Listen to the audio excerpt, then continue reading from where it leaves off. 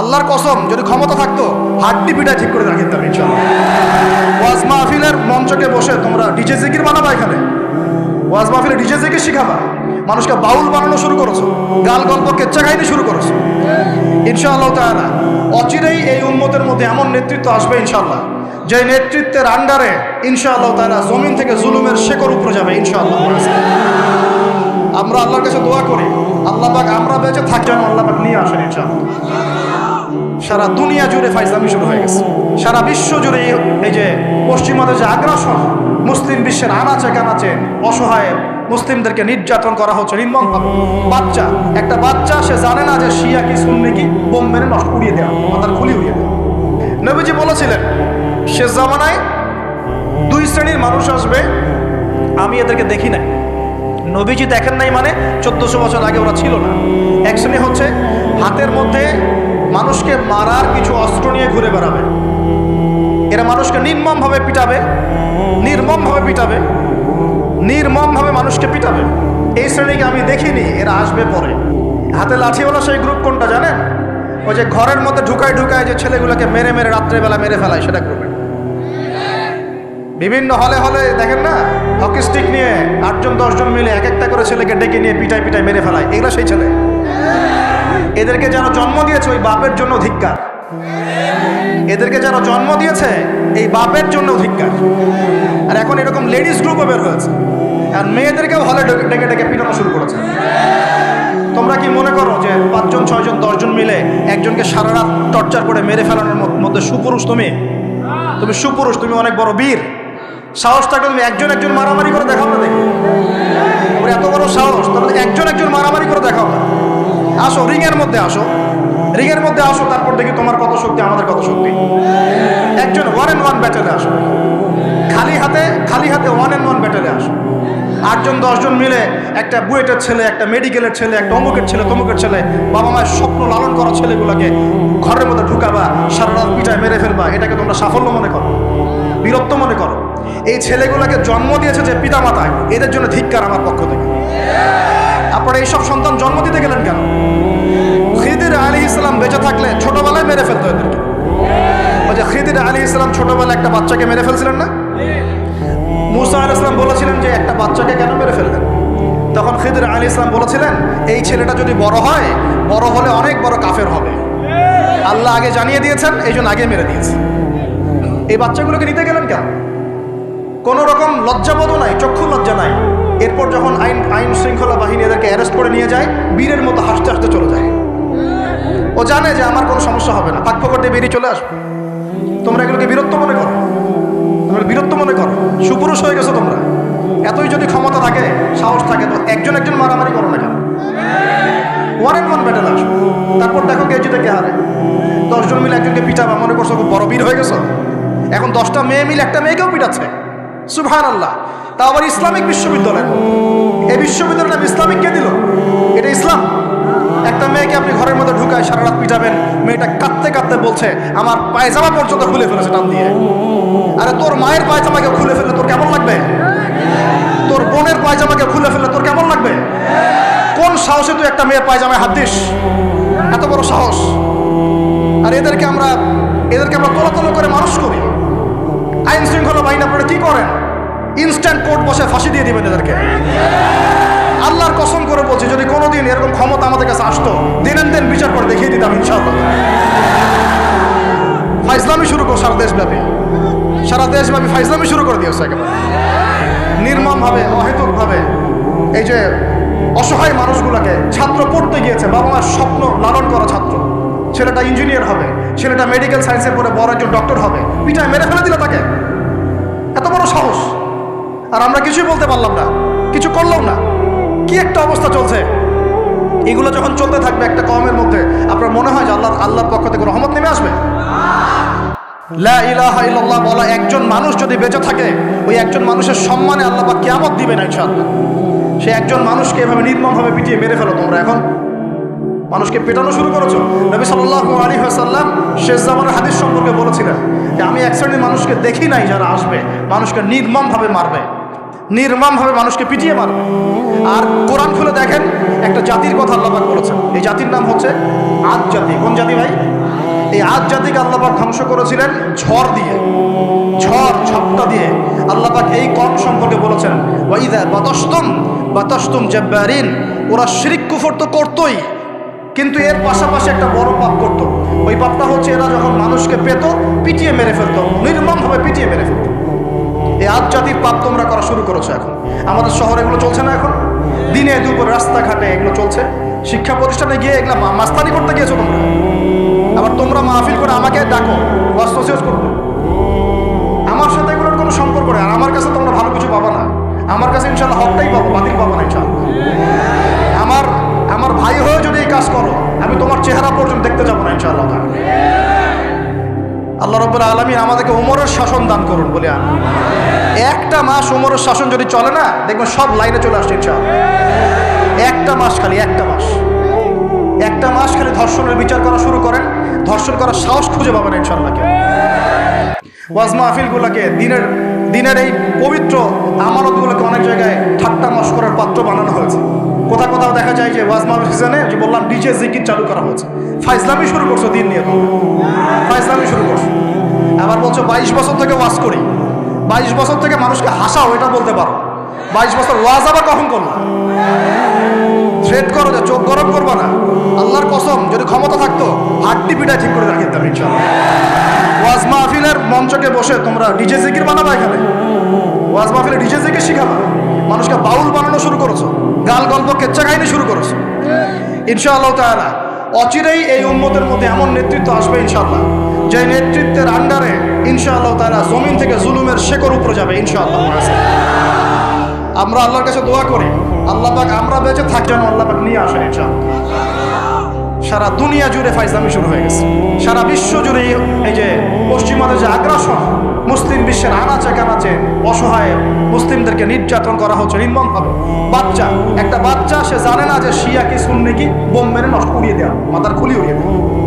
একটা বাচ্চা, একটা মা জানে না শিয়াইজম কি সুন্নিজম কি, মিসাইল মেরে বোম মেরে হত্যা করে দেওয়া। ফাইজলামি শুরু হচ্ছে সারা বিশ্ব জুড়ে, এগুলোই চলতেছে। সারা বিশ্ব জুড়ে মিডিয়ার মধ্য দিয়ে মুসলিমদেরকে আজকে সন্ত্রাসী বানানো হয়ে গেছে। সারা বিশ্বে রক্তও ঝরবে আমাদের, আবার আমাদেরকেও সবাই সন্ত্রাসী বলে বেড়াবে। নাটক শুরু করেছে, নাটক। সারা বিশ্ব জুড়ে সবচেয়ে শান্তিকামী মানুষ কারা? আমরা অন্য কেউ আছে? সারা বিশ্বের মানুষের, নিরীহ মানুষের রক্ত কাদের হাতে লেগে আছে? আমাদের হাতে। আমরা ইরাকে মানুষ হত্যা করেছি, আমরা আফগানিস্তানে মানুষ হত্যা করেছি, আমরা উইঘুরদেরকে হত্যা করেছি, আমরা রোহিঙ্গাদেরকে হত্যা করেছি, আমরা বিগত 12, 14, 15 বছর ধরে সিরিয়াতে বাচ্চাদেরকে হত্যা করেছি, বিগত প্রায় 70 বছর থেকে প্যালেস্টাইনে আমরা মানুষকে হত্যা করেছি। আমরা কি এই যে লেবানন, জর্ডান এই জায়গাগুলোতে মানুষকে আমরা মারছি? তাহলে সারা বিশ্বে আমাদেরকে আজকে সন্ত্রাসী কারণ বলা হবে, কি কারণে বলা হবে? আর আমরা কেউ কোনো কথাও বলি না, মন থেকে ঘৃণাও করি না। এই কথাগুলো বলবেন কারা? বলবেন তো আলেম ওলামারা। এখন যদি আমরা এই ওয়াজ মাহফিলের স্টেজগুলোকে সার্কাসের মঞ্চ বানিয়ে ফেলি, এই আমানতের হক কে আদায় করবে? কে আদায় করবে? আল্লাহ পাক আমাদের সবাইকে বোঝার তৌফিক দান করুন। আমরা আশা করি ইনশাআল্লাহ তাআলা আমাদের উপরে যারা আছেন তাদের বোধোদয় হবে ইনশাআল্লাহ। আমরা কারো শত্রু নই, ইসলাম কারো শত্রু নয়, কারো খারাপ চায় না। ইসলাম চায় সমাজের ন্যায় প্রতিষ্ঠা হোক, এবং ন্যায়টা যে কারো হাত দিয়ে প্রতিষ্ঠা হোক, কোনো সমস্যা নাই। এক্স ওয়াই জেড যেই হোক না কেন, যার হাতে ন্যায় প্রতিষ্ঠা হবে আমরা তার জন্য দোয়া করবো ইনশাআল্লাহ। আর যে অন্যায়কে প্রশ্রয় দিবে, প্রতিষ্ঠা করবে, আমরা তার ধ্বংসের জন্য আল্লাহর কাছে দোয়া করবো ইনশাআল্লাহ। আর আল্লাহ পাকের গজব যখন নেমে আসবে কেউ ঠেকাতে পারবে না ইনশাআল্লাহ। আমি বলে দিয়েছি প্রথমেই, সবকিছু মালিককে, সব ক্ষমতা কার হাতে? প্রিয় যুবক ভাইয়েরা, স্পেশালি আগামী দিনে ইসলামের পতাকা হাতে নিয়ে বিশ্বকে চ্যালেঞ্জ করার জন্য এখন থেকে প্রস্তুত হয়ে যান। একদিনের মাহফিল দিয়ে কিচ্ছু হবে না, একদিনের মাহফিল দিয়ে গরম বক্তব্য দিয়েও কিছু হবে না। আপনাদের সবাইকে কনস্ট্রাকটিভ কাজ করতে হবে। প্রত্যেক মুসলিম ভাইকে 5 ওয়াক্ত নামাজ আদায় করতে হবে, আল্লাহ পাক তৌফিক দান করুন। প্রত্যেক ভাইয়ের যাতে যাকাত ফরজ হয়েছে, যাকাত অবশ্যই দিতে হবে ইনশাআল্লাহ। বেশি বেশি দান সদকা করবেন। নিজের পরিবারের মধ্যে কোনোভাবেই অনইসলামিক কোনো সংস্কৃতি আসতে দিবেন না। নিজের পরিবারের মধ্যে পর্দা প্রতিষ্ঠা করবেন, কোনো অবস্থাতেই হারাম রিজিকের দিকে যাবেন না ইনশাআল্লাহ। আপনার সন্তান সন্ততিদেরকে ছোটবেলা থেকেই মুসলিম রূপে মানুষ করবেন, কোনো রকম অমুসলিম কালচারে বড় করবেন। আপনার সন্তানদেরকে ছোটবেলায় কোরআন শেখাবেন, হাদিস শেখাবেন, আলেম ওলামার সহবত দিবেন, হকপন্থী আলেম চিনবেন, তাদের কাছে সন্তান থেকে পাঠাবেন ইনশাআল্লাহ। ইসলামকে নিয়ে ঠাট্টা বিদ্রুপ করবেন না, রং তামাশা করবেন না। এই যুগ সম্পর্কে সচেতন থাকবেন, কি হচ্ছে, কি চলছে, হাদিসে কি আছে, কোরআনে কি আছে, সামনে কি হতে পারে, সচেতনতা তৈরি করবেন। এই চলমান ফিতনাময় পরিবেশে নিজের ঈমান আমলকে এমনভাবে ধরে রাখবেন যেমন করে হাতের মধ্যে মানুষ আগুন ধরে রাখে, ঈমান ধরে রাখে। পরিবারের মধ্যে বেপরদামিকে স্থান দিবেন না। পরিবারের ছেলে কি করছে, মেয়ে কি করছে, আপনার আত্মীয় স্বজনের হক ঠিক আছে কিনা, প্রতিবেশীর হক ঠিক আছে কিনা, প্রতিটা বিষয় as a Muslim leader of the family আপনাকে এগুলো দেখতে হবে। আল্লাহ তৌফিক দান। এবং বেশি বেশি সামাজিক কিছু অ্যাসোসিয়েশন গড়ে তুলবেন যেগুলো সামাজিক অন্যায়গুলোকে প্রতিরোধ করবে ইনশাআল্লাহ, সামাজিকভাবে ন্যায় ছড়িয়ে দিবে, সামাজিকভাবে ইসলাম ছড়িয়ে দিবে ইনশাআল্লাহ। শিক্ষা প্রতিষ্ঠান গড়ে তুলবেন যেখানে জেনারেল এবং ইসলামিক শিক্ষার সমন্বয় থাকবে, আলোকিত প্রজন্ম গড়ে উঠবে ইনশাআল্লাহ। এরকম সমাজের অবস্থায় কি আল্লাহর আযাব আসবে না রহমত আসবে? এই হচ্ছে আমাদের সমাজের অবস্থা। এখন কতগুলো বলে শেষ করব। প্রতি ঘরে ঘরে ব্যভিচার ঢুকে পড়েছে, ঘরে ঘরে ব্যভিচার, পরকিয়া ঢুকেছে, পরকিয়া। আর অর্থনৈতিক ক্ষেত্রে ঘরে ঘরে ঢুকেছে সুদ আর সুদ, ঘুষ ঢুকেছে ঘুষ, এদিকে সুদ ঢুকেছে, দুর্নীতি ঢুকেছে, অন্যের সম্পদ অন্যায়ভাবে হস্তক্ষেপ করার নোংরা সংস্কৃতি ঢুকে পড়েছে প্রত্যেক জায়গায় জায়গায়। আমাদের ইয়াং জেনারেশন নিজেদের ইতিহাস ভুলে গেছে যে আমরা কার উত্তরসূরি। খালেদ বিন ওয়ালিদের নামও তারা জানে না, উমর ইবনুল খাত্তাবের নাম জানে না, তারেক বিন জিয়াদকে চিনে না, মুহাম্মদ বিন কাসিমকে চিনে না। এরা ক্রিস্টিয়ানো রোনাল্ডোকে চিনে, এরা মেসিকে চিনে, নেইমারকে চিনে, এরা আমাদের ক্রিকেটারদেরকে চিনে। মাশাআল্লাহ, দেখো দিন দিন আমরা বিপথে যাচ্ছি, তারা হেদায়েতের দিকে আসছে। এটা কি ধরনের কথা?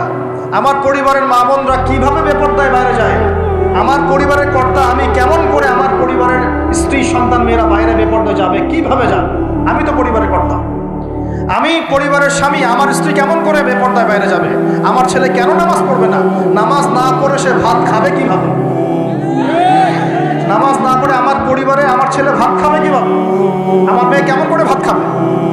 অতএব পরিবারটাকে শক্ত করেন, হালাল খান, সামাজিকভাবে ইসলামটাকে এগিয়ে নেন, ইনশাআল্লাহ দেখবেন একদিন বড় পরিসরে ইসলাম কায়েম হয়ে যাবে।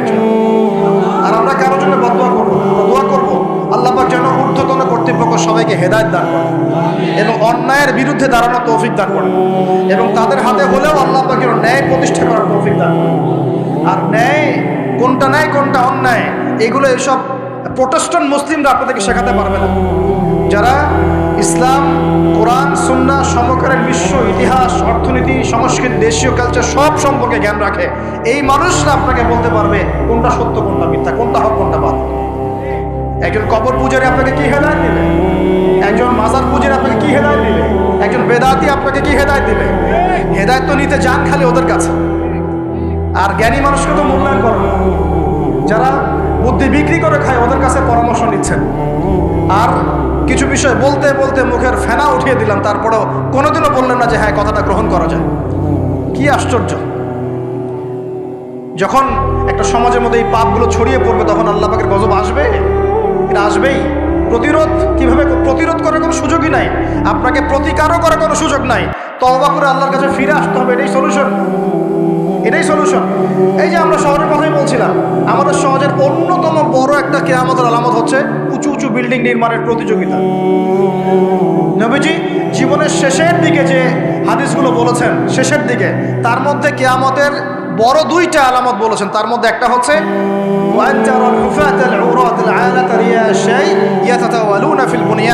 যখন দেখবে সমাজের সবচেয়ে নিম্ন শ্রেণীর মানুষেরা, রাখাল টাইপের মানুষ, গায়ে জামা নাই, পায়ে স্যান্ডেল নাই, উঁচু উঁচু বিল্ডিং নির্মাণের প্রতিযোগিতা করছে।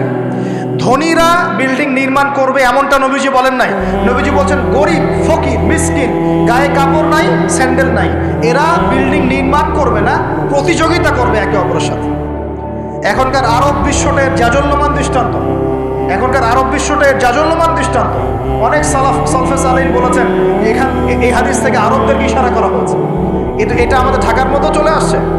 আজ কালকে যার এক জায়গা টাকা পয়সা ছিল না, আজকে 10 তলা 20 তলা ফ্ল্যাটের মালিক। কিভাবে সম্ভব? সুদের মধ্য দিয়ে সম্ভব, দুর্নীতির মধ্য দিয়ে সম্ভব, কালো টাকার মধ্য দিয়ে সম্ভব, অন্যের সম্পদ অন্যায়ভাবে হস্তক্ষেপ করার মধ্য দিয়ে সম্ভব। আর মাশাআল্লাহ, যার একটা 5-10 তলা বাড়ি আছে আমাদের শহরে, অন্য মানুষকে মানুষই মনে করে।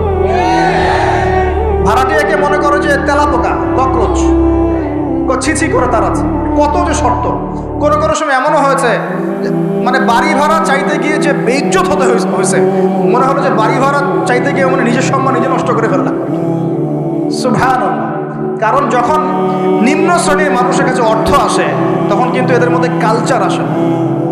কালচার আসে না, সম্পদ আসে ঠিকই, কিন্তু কালচার, সভ্যতা আসে না। তারা অসভ্যই থেকে যায়। কাকে সম্মান দিতে হবে কাকে দিতে হবে না সেটাও জানে না। কথা বুঝতে পারছেন? এটা আমাদের সমাজ এখন চলছে, হাইলি কনস্ট্রাক্টেড বিল্ডিংসের প্রতিযোগিতা। আর আমরা বলবো কেন, এই যে এখনকার সেকুলার রিপোর্টগুলোই বলছে বেশিরভাগ বিল্ডিংয়েরই দেখা যায় যে কোনো রকমের ভিত্তি নাই। এই 5-6 মাত্রা ভূমিকম্প হলেই সব তত্তর করে পড়ে যায়। আরও এই যে অহংকার, আমি একটা ফ্ল্যাটের মালিক। ঢাকা শহরে মনে হচ্ছে যেন পরিচয়ের মানদণ্ড হচ্ছে এটাই। জিজ্ঞাসা যদি করেন যে ভাই আপনার নাম কি করেন, বলবে ওই যে ফ্ল্যাটটা দেখছেন 10 তলা ওইটা আমার। ভাবখানা এমন যে এটাই তার পরিচয়ের মানদণ্ড। সে কি করে, তার শিক্ষাগত যোগ্যতা কি, কোন প্রফেশন, এগুলো বড় কথা নয়। ওই যে ফ্ল্যাটটা দেখছেন 6 তলা ওইটা আমার। অনেকে এসে পরিচয় দেয়, আমি অমুক পার্টির অমুক, আমি অমুক পার্টির তমুক, আমি অমুকের সাধারণ সম্পাদক, আমি অমুকের সভাপতি। এগুলো পরিচয়, এগুলোই মানুষের পরিচয়। আমি অমুক দল করি, তমুক দল করি। পরিচয় কি তোমার? তুমি কি এই পরিচয় দিয়ে কাল কিয়ামতের মাঠে আল্লাহর সামনে দাঁড়াবা? তোমার পরিচয়টা কি? পরিচয় হচ্ছে তোমার শিক্ষাগত যোগ্যতা কি, তুমি সমাজকে কতটুকু সার্ভ করতেছো, তোমার ইলমি যোগ্যতা কি, তুমি 5 ওয়াক্ত নামাজ পড়ো কিনা, তুমি ইসলামপন্থী কিনা, তোমার সুন্নত আছে কিনা, তুমি দিনের জন্য কি করো, এগুলো তোমার পরিচয়। আল্লাহ রাব্বুল আলামিন আমাদের কথাগুলো বোঝার তৌফিক দান করুন। আমাদের সমাজে হাইলি কনস্ট্রাক্টেড বিল্ডিংসের এগুলো প্রতিযোগিতা চলছে। দেখেন, বিল্ডিং নির্মাণ করা পাপের কিছু নয়, কিন্তু এগুলোর মধ্য দিয়ে অহংকার করাটাই পাপের। আর অহংকার করলে আল্লাহ পাক এগুলোকে ধসিয়ে দিতে সময় নেবেন না। আল্লাহ পাক আমাদেরকে বোঝার তৌফিক দান করুন। আমাদের সমাজে রন্ধে এগুলো চলছে। আমাদের খেয়ানত, অবিশ্বাস, সুদ চলছে, জেনা চলছে, ফ্ল্যাটে জেনা চলছে, ফ্ল্যাটে জেনা মানে শুধু শারীরিক ইলিগেল ফিজিক্যাল রিলেশনশিপই নয়। জেনার মধ্যে চোখের জেনা আছে, কথার জেনা আছে, চলাফেরার জেনা আছে। নবীজি বলেছেন শেষ জামানায় এক শ্রেণী মেয়ে আসবে যারা পুরুষের কাপড় পরে ঘুরবে। এটা দেখার জন্য আপনি ঢাকার শপিং মলে চলে যান। শপিং মলে যান, কিয়ামত দেখতে পারবেন। কিয়ামত কাকে বলে? কেউ দেখা যায় সুন্দর বোরখা বানিয়ে নিয়েছে, যে বোরখাগুলো পরেও তার মানে শরীরের কাঠামো স্পষ্ট বোঝা যাচ্ছে। এখানে আপনি কাকে দায়ী করবেন, কাকে দোষ দিবেন? অবৈধ সম্পর্ক ঢাকা শহরে রন্ধে ঢুকে গেছে। অবৈধ সম্পর্ক, টিনেজ 8-10 বছর, ক্লাস 8-এ পড়ে, ক্লাস 9-এ পড়ে, 10-এ পড়ে, এদের মধ্যে ইলিগাল সম্পর্ক চলছে।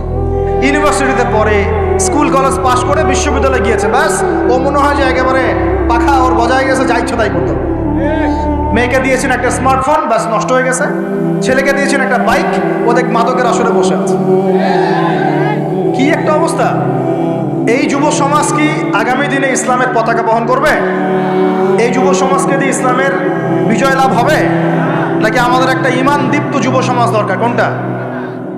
আল্লাহ পাক আমাদের সবাইকে আল্লাহর পক্ষ থেকে ঈমান দান করুন। আর আমি আর লম্বা করতে থাকলে সারা রাত যাবে গা। আমি আপনাকে গুছায় নিয়ে এসে শেষ করে দিচ্ছি যে এর পাশাপাশি কোন কোন পাপ ছিল, যে পাপগুলোর কারণে আল্লাহ পাক এই গজবগুলো দিয়েছিলেন। এবং এই ঢাকা শহর সহ এই বড় বড় শহরগুলা এই পাপের মধ্যে আছে কি না আপনি নিজেই যাচাই করুন। যাচাই কে করবে? আপনি যাচাই করবেন, আমি যাচাই করব না। 1 নম্বর শিরকের পাপ আছে না নাই? কুফরির পাপ 2 আছে না নাই? আমানত উঠে যাওয়া আছে না নাই? আমানত উঠে যায় নাই? কেএফসিতে যান, মরামুরগি খাবেন, আমানত উঠে গেছে। মসজিদ থেকে শুরু করে উপর লেভেল পর্যন্ত কোনো জায়গায় আমানত আছে? কেউ বলছে যে আমি জনগণের কল্যাণে নিজেকে নিয়োজিত করেছি, উপর থেকে হাতি আসলে ও খাইতে মাসি বানায় দেয়, তাই না? এগুলো একটা বাজেট আসছে 1 কোটি টাকার, দেখবেন আস্তে আস্তে 10 লাখ টাকায় নেমে আসছে, শেষ নাই। এ খাবে 10, ও খাবে 5, এ খাবে 5, করতে জনগণ খাবে 10। তা আমানত উঠে যায় নাই সমাজ থেকে? 3 নম্বর আমানত উঠে যাবে। 4 বিশ্বাস উঠে যাবে। বিশ্বাস উঠে গেছে না? বাবাও ছেলেকে বিশ্বাস করতে পারে না, এখন স্বামী স্ত্রীকে বিশ্বাস করতে পারে। মনে রাখবেন, একটা সমাজে যদি বিশ্বাস না থাকে একের প্রতি অন্যের, এই সমাজের মধ্যে কখনো শান্তি আসবে না। আপনি পরিবারে শান্তি পাবেন না, সমাজ তো দূরের কথা। এবার আসেন 5 নম্বর হচ্ছে মাপে কম দেওয়া। মাপে কি ভাই? এই মাপে কম দেওয়াটা আমাদের সমাজে পাপের মধ্যে নাই। ব্যবসায়ী যারা আছেন সতর্ক হয়ে যান। আপনি যদি মাপে কম দেন, এই পুরো রিজিক আপনার জন্য হারাম হয়ে যাবে, পুরা রিজিকটাই। এই রিজিকের ইবাদত আল্লাহর দরবারে যদি কবুল হয়, তাহলে কোরআন হাদিস মিথ্যা হয়ে যাবে। কোরআন হাদিস কি মিথ্যা? এই রিজিক যদি খেয়ে ইবাদত আল্লাহর কাছে কবুল হয়, তাহলে কোরআন সুন্নাহ মিথ্যা হয়ে যাবে। নাউজুবিল্লাহ। আল্লাহ পাক বলেছেন, এই মাপে কম দেয়া হারাম রিজিক খেয়ে ইবাদত করলে ইবাদত কবুল হবে। পৃথিবীতে সর্বপ্রথম কওমে মাদিয়ানকে ভূমিকম্প দিয়ে ধ্বংস করে দেওয়া হয়েছিল। তাদের প্রধান অপরাধ ছিল মাপে কম দেওয়া, যেটা আমাদের মধ্যে ছড়িয়ে পড়েছে। মাপে কম দিচ্ছি আমরা। মাপে যারা কম দেয়, এই পাপের কারণে সমাজের মধ্যে দুর্ভিক্ষ নেমে আসে। আমাদের অর্থনৈতিক অবস্থা এমন জায়গায় দাঁড়িয়ে আছে না, দুর্ভিক্ষ যদি চলে আসে অবাক হওয়ার কিছু নাই। দুর্ভিক্ষ চলে আসলে আপনার অবাক হতে পারেন, আমি অবাক হব না। এমন একটা জায়গায় দাঁড়িয়ে আছে, প্রতিটা পণ্যের দাম অলরেডি বাড়া শুরু হয়ে গেছে। কিছু কিছু বৈশ্বিক কারণ আছে, এগুলোর কারণে যেমন বাড়ছে, আবার কিছু কিছু আমাদের নিজস্ব মানবসৃষ্ট কারণ আছে, এই কারণেও বাড়ছে। মানবসৃষ্ট কারণগুলো বুঝতে হলে আপনাকে বেসিক কিছু অর্থনীতি বুঝতে হবে। এটা পড়াশোনা করেন, দেখবেন। আমি গত লেকচারে বলেছি। আল্লাহ রাব্বুল আলামিন আমাদের সবাইকে হালাল খাওয়ার তৌফিক দান করুন।